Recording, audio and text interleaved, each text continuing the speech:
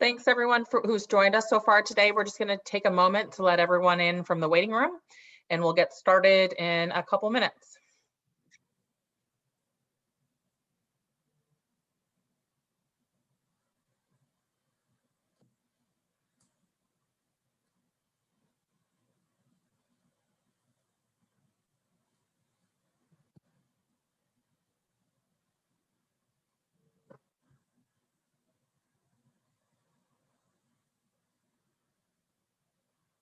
Thanks again for everyone who's just joined us. We're just taking a moment to let everyone in, and we'll be started in a couple minutes.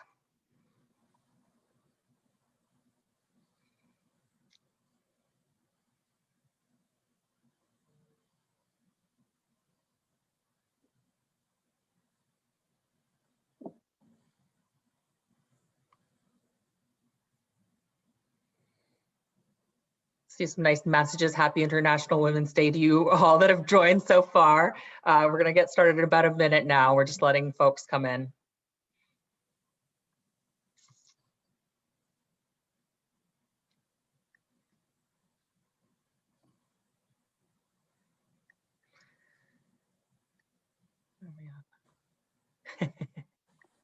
All right.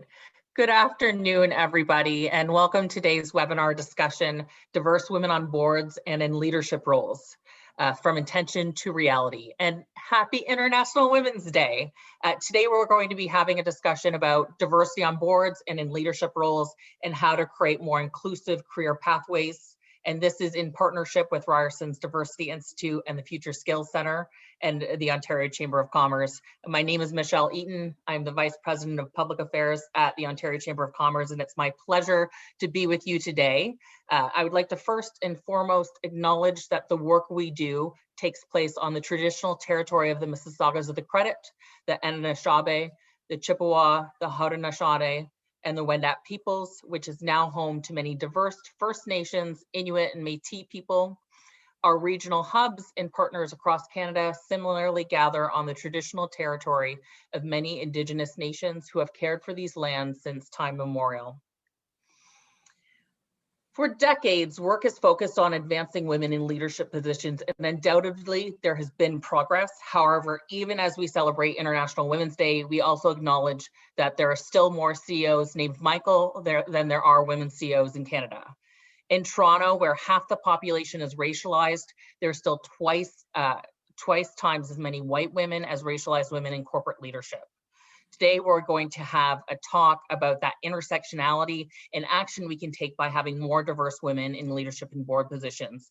And when I say diverse, I mean racialized women, Black women, Asian women, Indigenous women, women with disabilities, immigrant women, women from rural, remote, and northern communities, and transgender identifying women and other intersectional groups. I'm really looking forward to the conversation today. The Ontario Chamber is a proud partner of today's event. We believe that there's both social and economic value in diverse leadership and diverse teams. There's an absolute business case for this. This means that we'll have better economic outcomes, and we all can and must do better. We recently touched on this in a report we launched this fall about the pandemic's impact on women, and we felt so passionate about diversity in our leadership that we actually created our first ever business diversity expo, economic expo this past fall. It was a virtual trade show and networking event that put a spotlight on diverse business owners and connect them with supply chain officials. So very happy to be part of today's event. First, we're going to hear from Dr. Wendy Stukier, founder of the Diversity Institute at Ryerson University. She's going to outline research on this issue and highlight some of the key issues at play and the questions they raise. Wendy, it's always a pleasure to work with you and your team. I'm really looking forward to hearing from you. And after Wendy, we're going to have an important panel conversation about practical approaches on how to move the dial on diversity on boards and in leadership roles. So it's my pleasure to introduce Dr. Wendy Sukhiye, the founder of the Diversity Institute and professor entrepreneurship and strategy at the Ted Rogers School of Management at Ryerson University, to speak more about the Diversity Institute's research on this topic. Please join me in welcoming Wendy.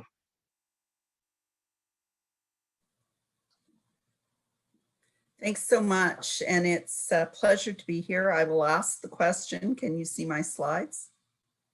Thanks very much. Perfection. I'll apologize in advance for two things. One is thrilled with the turnout today. And many of you know that I'm sort of a broken record on this issue. So apologies if you've heard some of this before, but I do think it's important to reinforce it. Second apology is this is, I think, my third presentation of 5 today, and I'm going to have to leave before the panel is done. And I feel badly because I really wanted to stay for it, but I will look at the recording and I know it's going to be awesome because I know everybody who's participating well.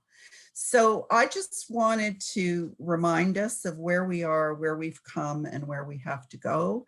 And some of the things that the research suggests actually make a difference. I will try to move my slides forward. There we go.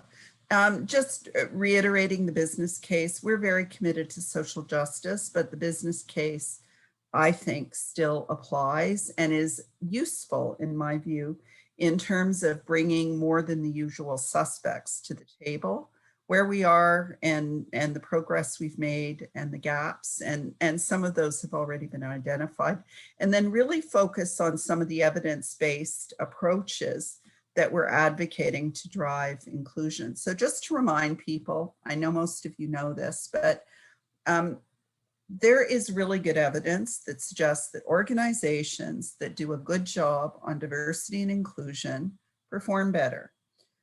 It's not necessarily a linear relationship. So, add 2 people to your board, your sales won't necessarily go up.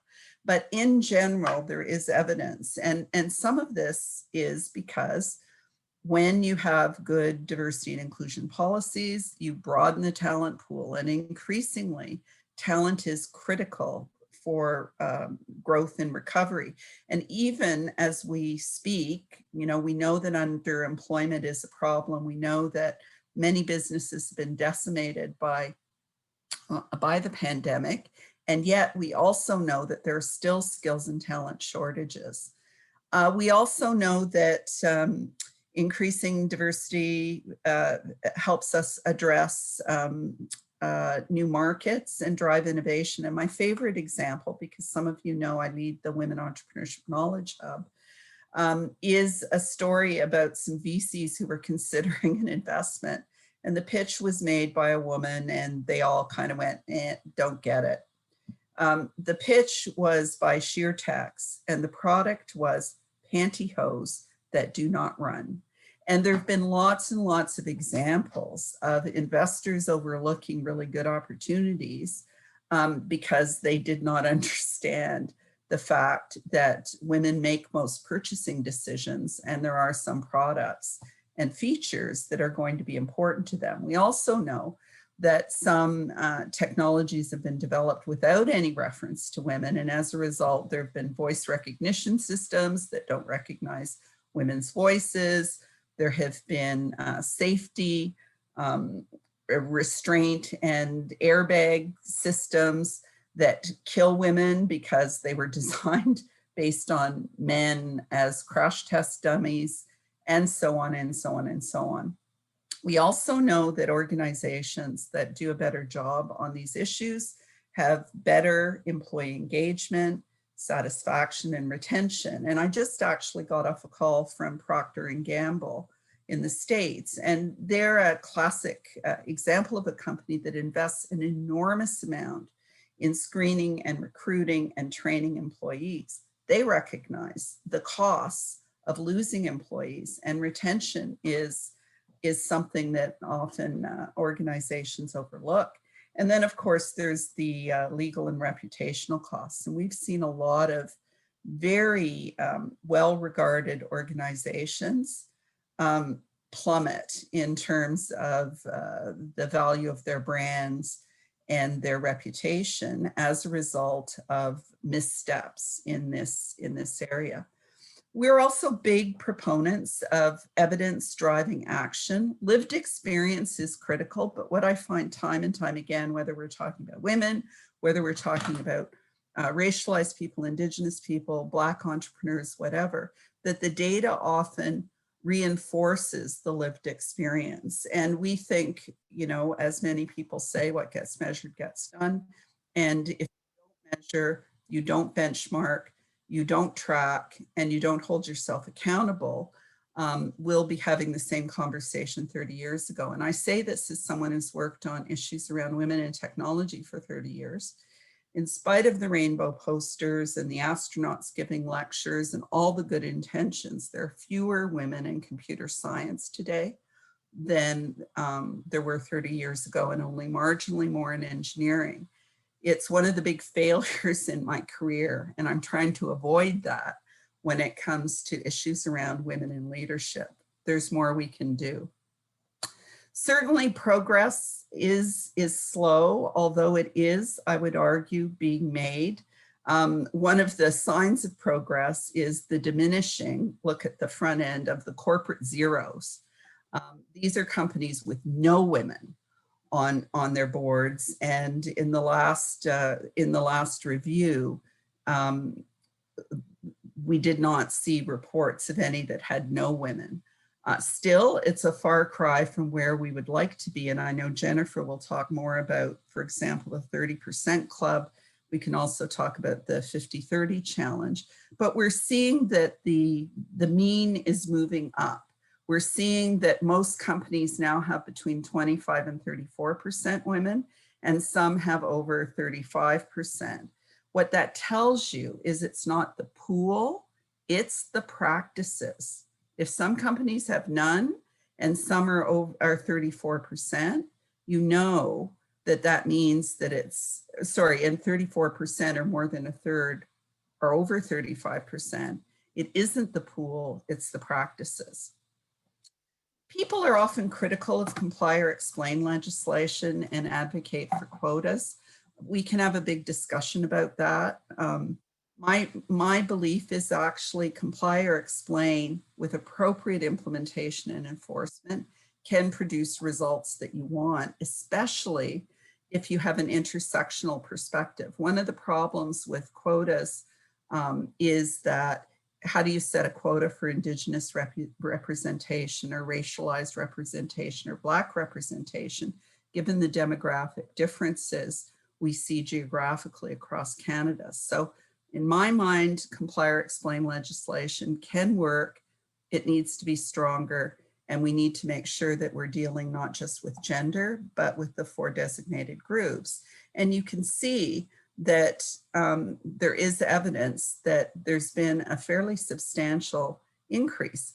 11% to 17% is only a 6% increase, but it's actually 50% more over the last few years. And if we keep that trajectory, we will get close to parity, at least within my lifetime. We've done a lot of work looking at intersectional issues. The Diversity Leads project looked at representation, not just of women, but also racialized people and Black people. I just want to hit a couple of highlights on this, which I think are really important to emphasize. So if you think about Toronto, women are more than half the population. They're about 39% of boards. That's boards across sectors, nonprofits, hospitals, universities, and so on. But look at racialized people, also half the population, only 16%. Look at the Black population, almost 8% generally, 4% on boards. And if we look specifically at corporate boards, it gets really ugly. In Toronto, where half the population is racialized, white women on corporate boards outnumber racialized women 12 to 1. When we look across Canada at 1,600 corporate board members, we find 1,600 corporate board members. We find 9 Black men and 4 Black women. So clearly that intersectional perspective is critically important. And I don't want to go on in detail other than to say, you know, the data are available. I think it's also important to recognize that differences across sectors are profound. And there has always been a tradition where corporate boards rely on corporate experience. And it used to be that you had to be, have been a CEO of a corporation in order to get onto one of the big paid corporate boards. Well, think about it. If there are more CEOs named Michael, the pool that you're fishing in is pretty small. And one of the things that I think is really important when we look at how to increase board representation, and I know the panel will talk about this, is to think more objectively about what the criteria and qualifications and skills are that are actually required. I would argue, for example, and maybe Tammy will broach this, but I would argue that being on a hospital board or a university board, a lot more complicated than being on a small corporate board, for example, because you're dealing with unions, you're dealing with public and private sources of funding, and so on and so on and so on. So the assumption that corporate experience is good for nonprofit boards, but nonprofit board experience is not good for corporate boards, I think needs to be challenged. And similarly, corporate boards need deep expertise in things like risk management and technology and legal issues and finance and so on. And often there are lots of really well qualified experts who could make a contribution. I mean, the example, and he's given me permission to mention him, but Gervin Fearon, who is the president of Brock University, who is an accountant, a PhD in economics, has never been invited to join a corporate board. There is something wrong with this picture, and it affects women. It also affects racialized and other underrepresented groups. And, I've already covered this at a high level, so I won't go into it in more detail, other than to say that intersectional lens is hugely important, because if all we're doing is replacing white men with white women, we are not addressing some fundamental needs in Canada. And as I mentioned, the differences really mask a lot of inequality. So when we look at women, they're more likely to be on school boards, less likely to be on corporate boards. When we look at racialized people, we see that university and college boards are getting close to representation levels in the general population, but not the corporations. And as I also mentioned, the differences between the differences within sectors are really instructive.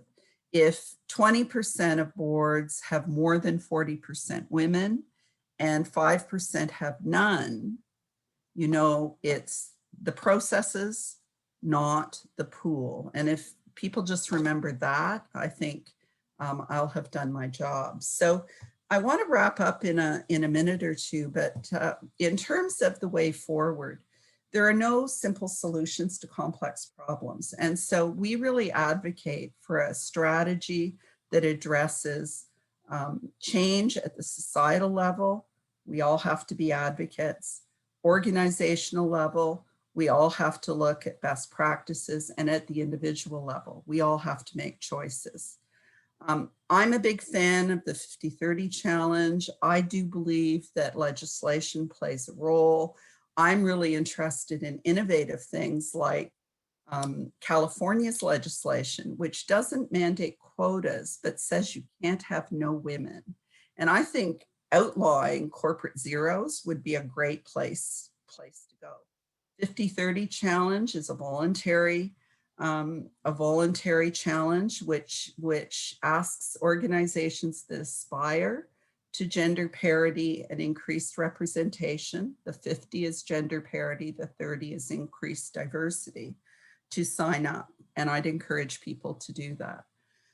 We know that there are different approaches to improving governance, to ensuring that there are skills matrices that really question what the assumptions are about who should be on boards and in leadership roles.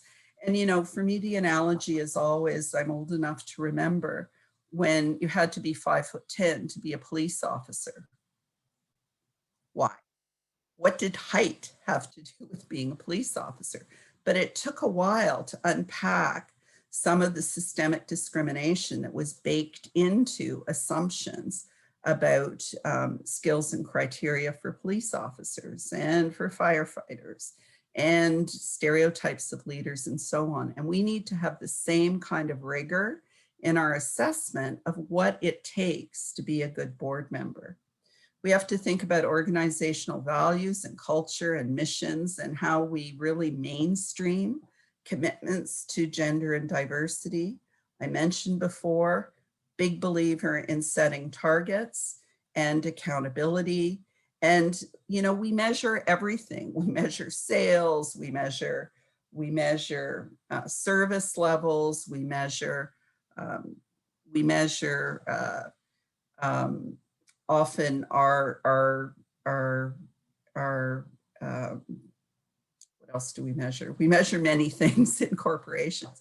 So having measurement around diversity and inclusion is really just part of what most companies do. I think one of our big contributions has been to really push this idea of embedding diversity across the value chain, thinking about procurement, thinking about product design, thinking about sales and marketing and outreach. And at the end of the day, as I said, we all have to make individual choices.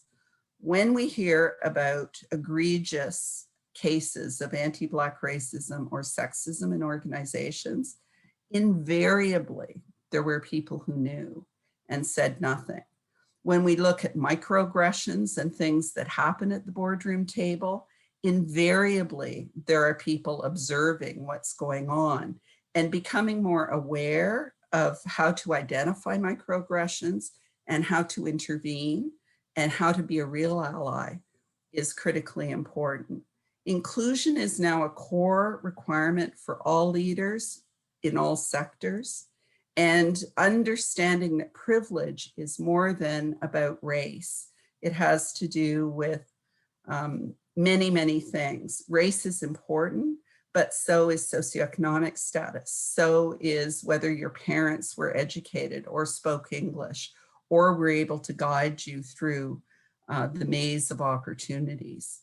And, you know, from my point of view, all of us can choose to be allies. So thanks very much.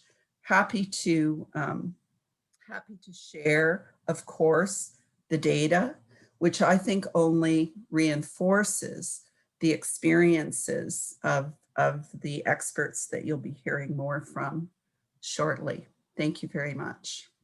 Thank you so much, Wendy, for sharing this interesting and important research. You did a great job of explaining the business case for diverse leadership and boards and the importance of that intersectional lens. I'm really looking forward to hearing the panelists deep dive more on this. And I just wanted to repeat one of the stats you said, Wendy, because I think all businesses should take note. Teams with diverse leadership and teams perform better. It's better for the bottom line. So every business across Canada should be paying close attention to that. And then I just wanted to, I saw some chatter during your presentation. The presentation and a recording of this event will be available after for folks that are interested, so not to worry there. Now, it's my sincere pleasure to introduce this wonderful, incredible panel of experts to further our discussion and provide some examples of how this research is translating into real world examples and experiences. I'm just really excited for this group. First of all, it's my pleasure to introduce Tammy Brown. She's a partner in the audit practice in the Greater Toronto area of KPMG and is a member of the Shawanaga First Nation. She has extensive experience as lead audit partner working with public and large multinational companies in the industrial market space. In addition to her technical and client service abilities, Tammy is known for her significant interests and contributions within HR, from coaching and mentoring throughout her career to taking leadership roles in the development of others and in diversity and inclusion. Zabin Hershey is a strategic advisor to the private, public, and higher education sectors and a director on corporate and non-for-profit boards. In her current role as executive advisor, future work at Deloitte, she advises the firm and its clients on issues key to the transformation agendas of business and government. As a proponent of inclusive prosperity through investment in people, she advises senior levels of government and higher education on future of work, diversity and inclusion, leadership, talent, and culture. She is also the former CHRO of RBC and is widely recognized for her leadership in human resources and diversity and inclusion. Jennifer Laidlaw is a transformation leader, advisor, and coach specializing in strategic and innovation and change. With over 15 years of experience in the corporate, regulatory, government, and nonprofit sectors, she has successfully led change initiatives for some of Canada's largest organizations in banking, technology, and customer service. Jennifer is currently serving as the country head for the 30% Club Canada, leading the evolution of the campaign to a sustainable and inclusive model. And finally, Stephanie Day of the Diversity Institute will be moderating today's panel. Stephanie is the Director of Research Partnerships at Ryerson University, where she focuses on women's entrepreneurship and diversity and inclusion in corporate Canada. Over to you, Stephanie. Amazing. Thank you so much, Michelle. A pleasure to be here. We've got a fantastic panel. And thank you so much to Dr. Wendy Sukhiye for her fantastic presentation. Diversity Institute, no bias, never fails in giving us some good data. I saw a good meme the other day that data is the new oil, and Diversity Institute sure has some really good data. So a really interesting topic here. I'm going to start with our first question, and I'll put this one for Tammy.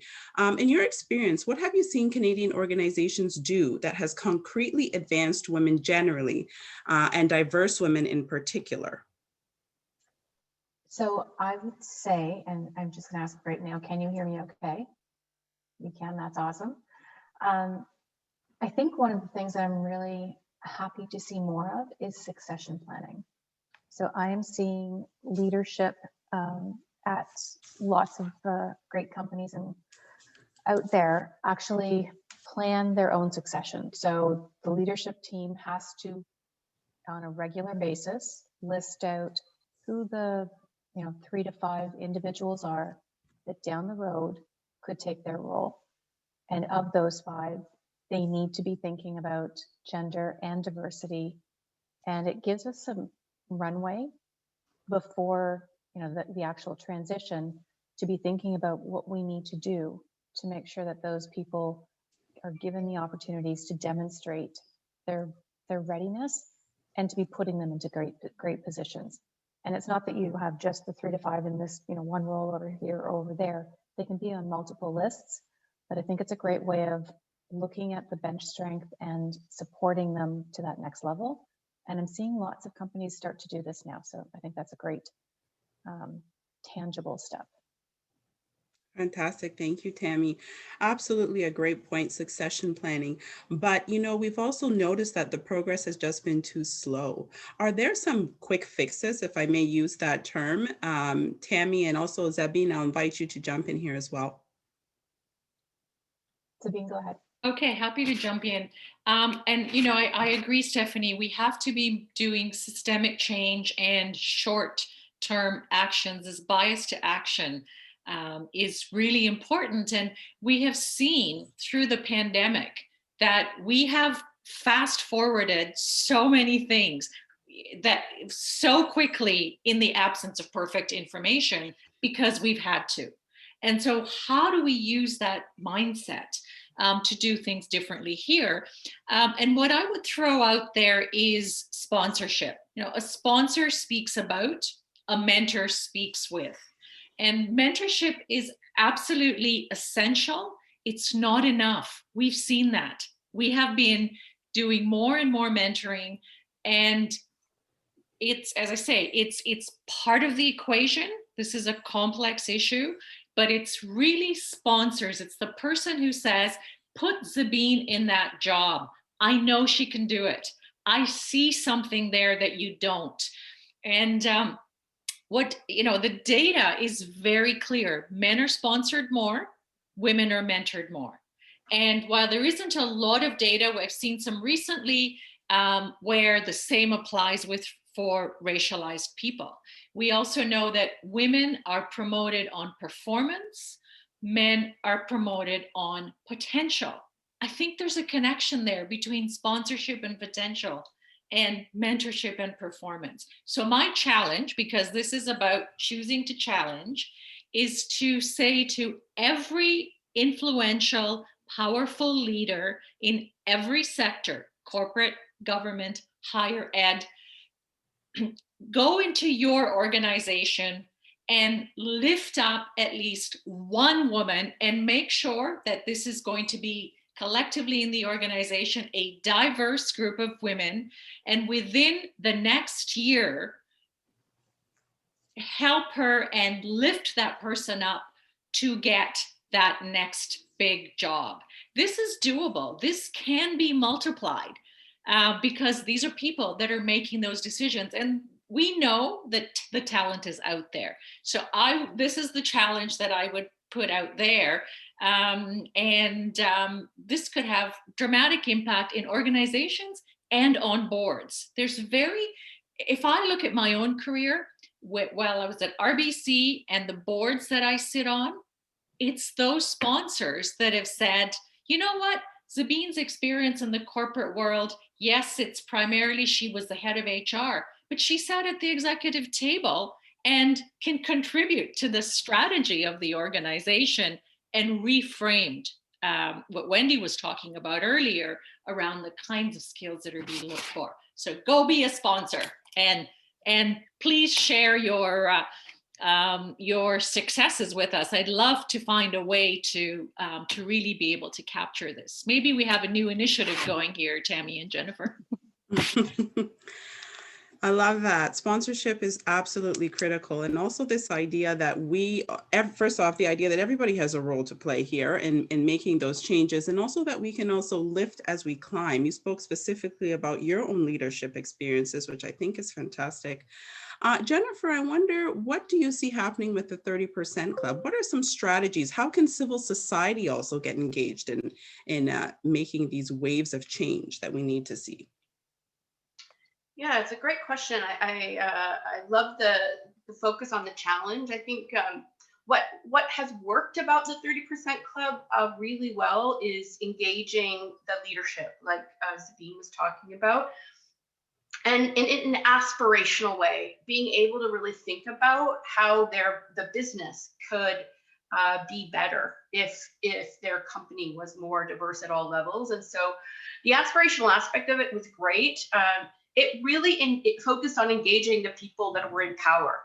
And I think that's really critical if you have a leadership role, that you are making it a point to be aware of what is going on in your organization and really challenging the stereotypes, the defaults. I like to refer to this pandemic as the pandemic that called bullcrap on a lot of things. And so we have to keep that rolling.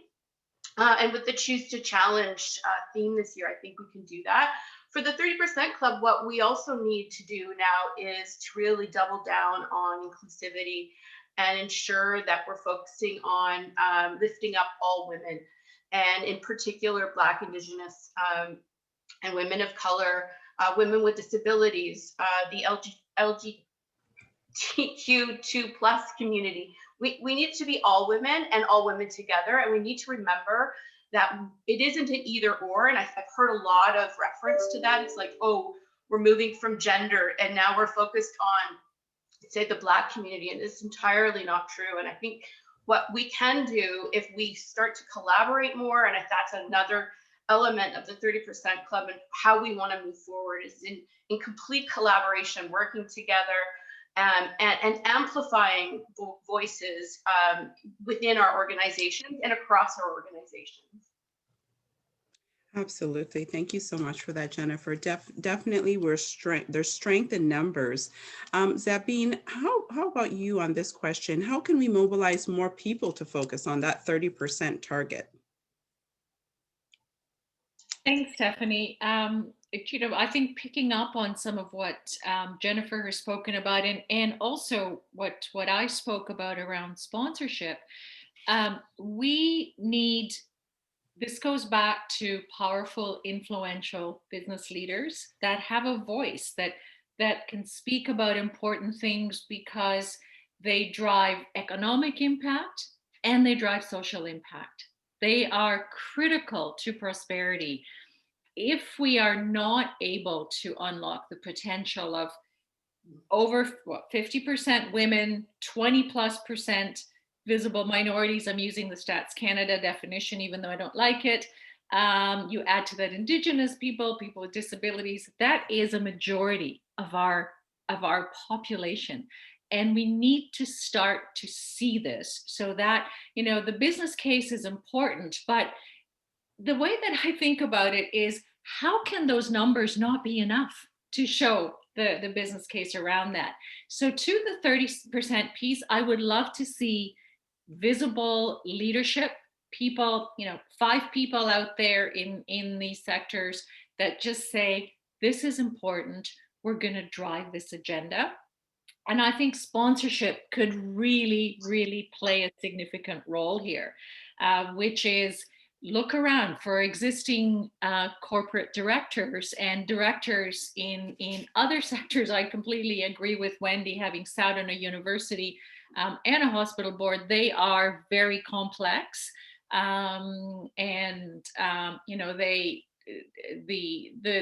only difference is you don't get paid for doing, you don't get paid financially. For me, the pay is actually much more about impact that you're having, but that's a different conversation. Sponsors, find those, find people that are in that 30% where we're looking at the various different groups, and there will be intersectionality with women and men, of course. And again, make it your, take on that challenge to bring these women forward, bring the people from the various groups forward, and help them to get onto boards, because the different skills are there. We talk about through the pandemic how human capital has really risen to the top. You look at ESG and the whole sustainability area. There are a lot of women, and there's a lot of diversity in those groups that we have not tapped into as yet for many of these boards. So it's back to this visible leadership, sponsor, and help to get someone on a board, and then mentor them once they're on the board. So part of what you can, as you're lifting them up, as you're speaking about them, you can make a commitment as an experienced director that I am going to coach this person, I'm going to mentor them, I am going to help them be an effective director. And that, I think, would also add to the comfort level. I think that's fantastic. Also, we know there's some research that also shows that when women and diverse groups also get on the board, that they tend to not have meaningful roles on the board, that they just get on for the sake of sort of ticking that box, but they're not on the finance committee. They're not on, the really sort of powerful committee. So I think also, along with some of the solutions that we're coming up with here, it's really important to really embrace that workplace culture change, where we're really tapping into authentic diversity and inclusion when we're thinking about leadership and board roles. And with that, I know there was one question that came up that I'd also like to share with everyone. And that is, how can diverse women transition from serving on nonprofit boards as volunteers to fairly and equitably compensated positions in the government and business sectors? So how do women make that transition? Because it's really the corporate boards where they get paid, right? And it's good to get the experience on the nonprofits. Jennifer, Tammy, did you want to come in here? Jennifer, maybe I'll jump in first. And I'm not sure if Wendy said this before we started recording or after, but I've stepped in Wendy's amazing shoes as the chair of the board for Women's College Hospital. And she and I were chatting earlier that you learn a lot on those kinds of boards. And Zabeen, as you said, you don't get paid in dollars, but the reward for doing that is amazing.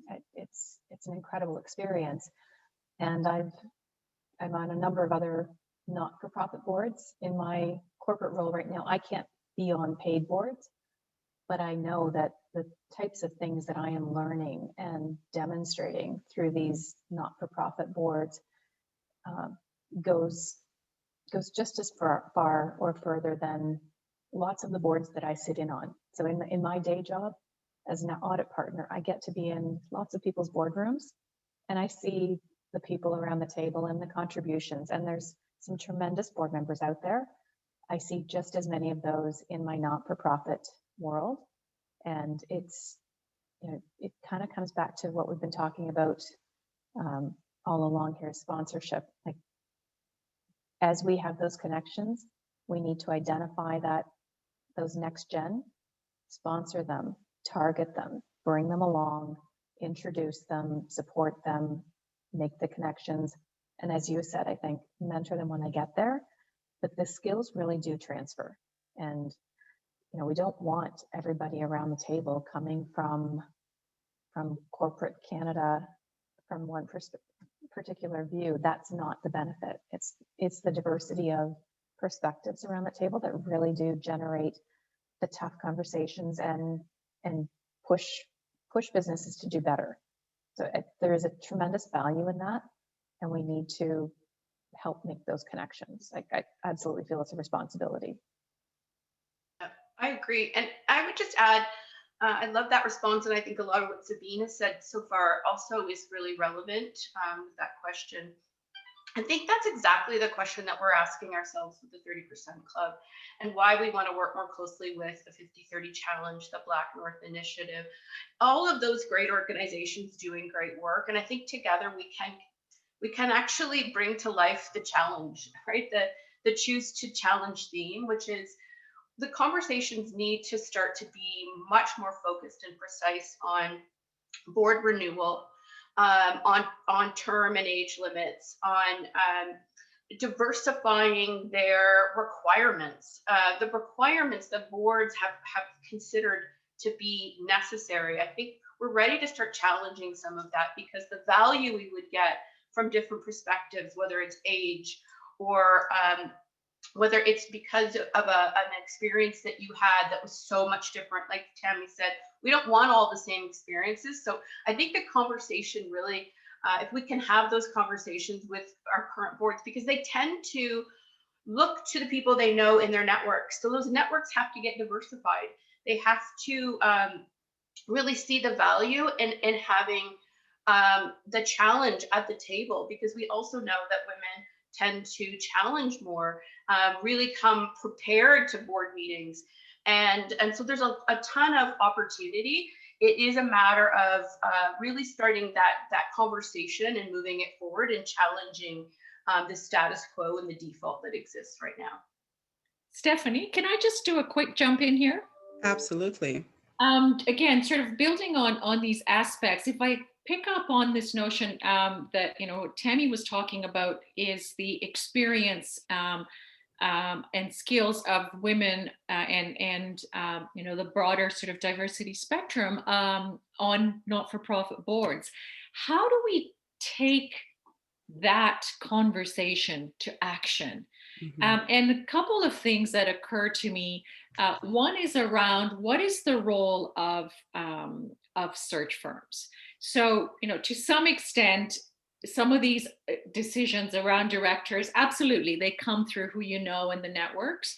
But what I find is quite often the search firms are just responding to the way a candidate profile is described, as opposed to maybe playing a role in saying, we are actually going to proactively create a pool of people from these other large boards in whether it's university, hospitals, as well as in the crown boards, where many of them are paid, but not necessarily at the same level, and bridge that gap, help people see what and how those skills are transferable. And many of these not-for-profit, these big boards, they have powerful, influential CEOs from the corporate sector sitting around that table. And how can we engage them in helping really to vouch for and to say, you know what, I've seen Tammy in action at the Women's College Hospital chairing those meetings. And here are the skills that I can see bringing them forward. So for me, that bias to action in taking it that next step is where I'd like to see more focus. And then I've seen a number of comments that I think are super important in the chatter around inclusion. It is not just about having the person at the table. What is the role of the chair? What is the role of others around that table, or the CEO, or the head of the business, to bring those people into the conversation? And I'll close it off with a story that I know will resonate with many. A few weeks ago, I was at a meeting, and certainly there's enough women around that table to, you know, be past the 30% and where you've got critical mass. And what I observed was I was cut off once, twice, and my ideas were repeated by a male. And another female colleague around the table had the same experience. And shame on me for not saying, for the other woman to speak up and say, I think we need to go back and listen to what Wendy had to say, because clearly we didn't hear her. That is what inclusion is about. It is about doing those things that are uncomfortable. It is about respectfully speaking up. And when you see something, do something or say something. And we need to remember that aspect. And thank you to those in the group that have brought it up. And you know, Verna Myers's famous line, diversity is being invited to the party, inclusion is being asked to dance. And my fill in the blank question for you is, what is belonging? If you, how would you feel that diversities is being invited to the party, inclusion is being asked to dance, belonging is, for me, getting to choose the music. Interesting. I also like how you're bringing in here allyship. So like some really powerful words: allyship, sponsorship, mentorship. Tammy, Jennifer, what has made the difference for you in your leadership journey? I'll jump in. And for me, it was my 10 big brothers at work is what I felt like when I got there. There were no male partners in my group, but I genuinely had 10 big brothers. And I had very senior leaders step up to be first my mentor and then my sponsor. And I wouldn't be where I am today without their support, and not just support, but their pushing and, you know, pushing me to be what they thought I was ready for. And I've learned from that, and you know, it's happened throughout my career, and I absolutely need to pay that forward. Like, I need to be that senior leader who helps identify and sponsor people coming up through. It's just, it's absolute. And I think you need that throughout your career too, not just those initial stages. As we get more senior in our careers, you know, most of my big brothers have retired now. So I need new big brothers and big sisters. And so I'm very conscious of looking for that and needing that, and making sure that I'm that for somebody else, and that I encourage my partners to be that for somebody else, because that we all need that. So I just think Absolutely. it's so important. Absolutely. That's fantastic. And Jennifer?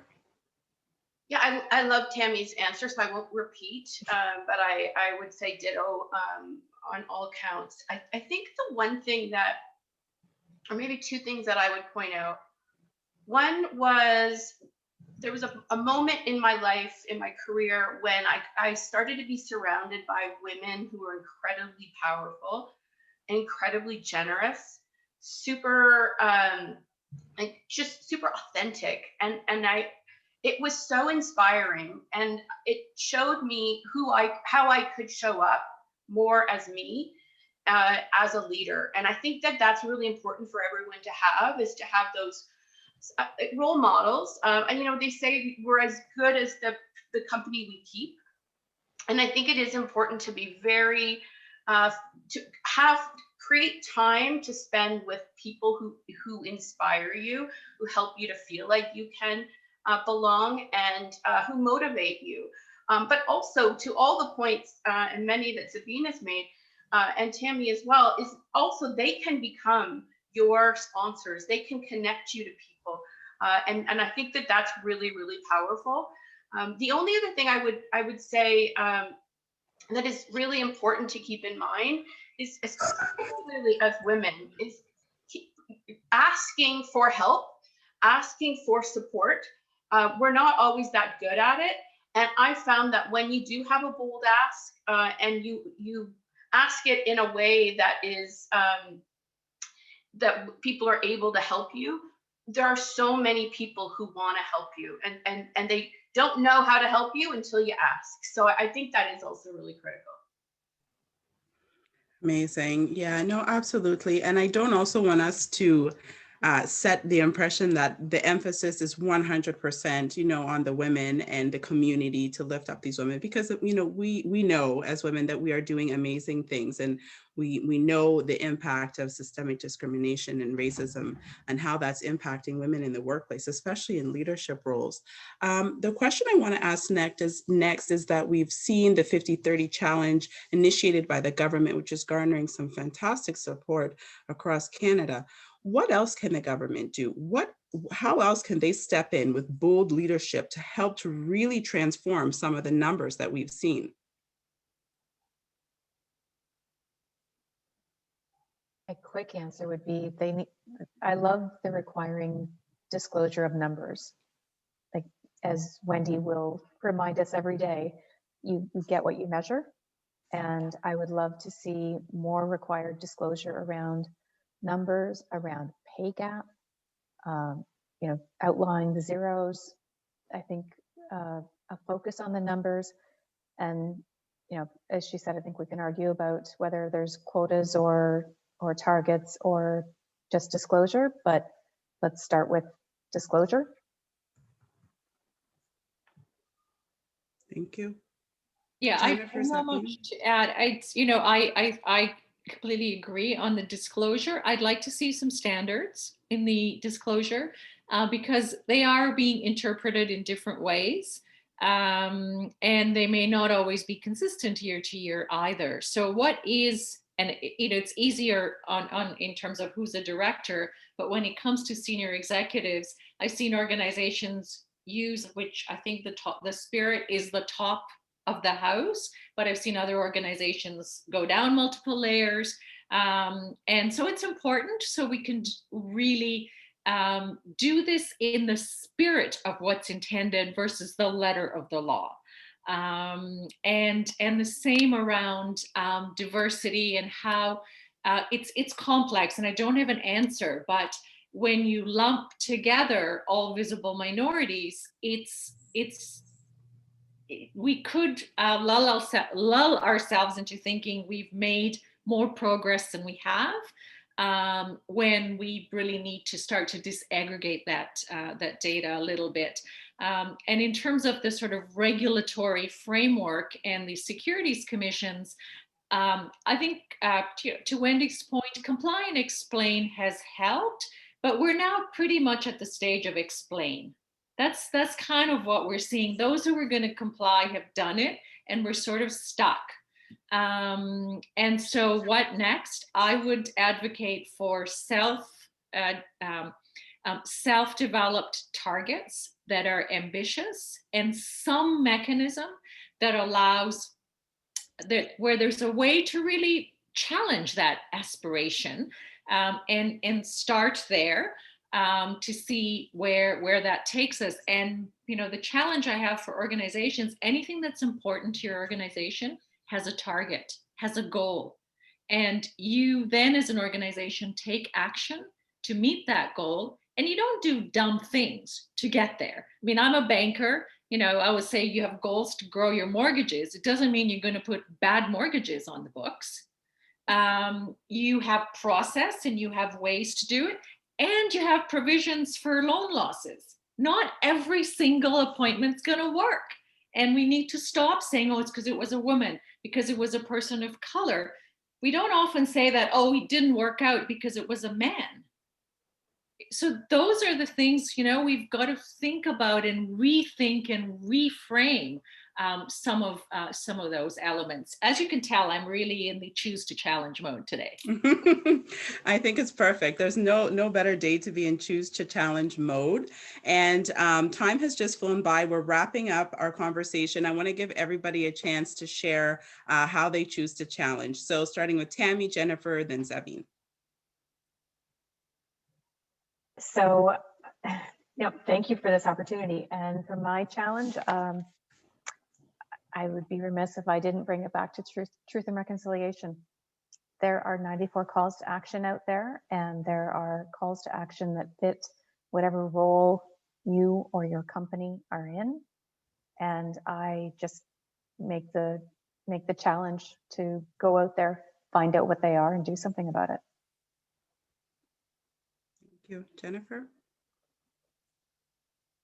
So much. I think that the challenge that I would focus on is I feel like in the last 6 months, so much has happened and so I would say challenge stereotypes, challenge defaults, challenge definitions of leadership, challenge professionalism. It shows up in a whole bunch of different ways depending on who you are and your intersectionality. And I think those of us with any privilege need to use it. And use it for good and use it together. Thank you. Zabin, last word. I'll probably repeat what I've said, which is challenge yourself to take personal action. I think the sponsor one this year and actually help them get to something different is the one I'd like to put out there.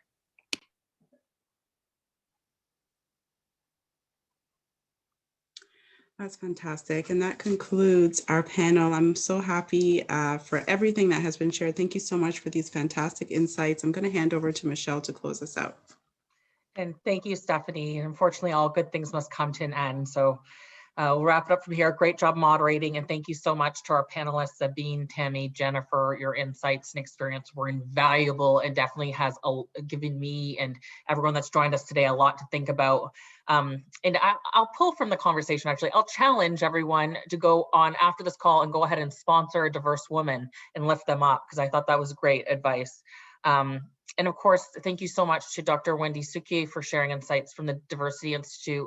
Big thank you to the entire team from the Diversity Institute that managed to do 600 different events and reports and do all the things, and they do it so professionally and wonderfully.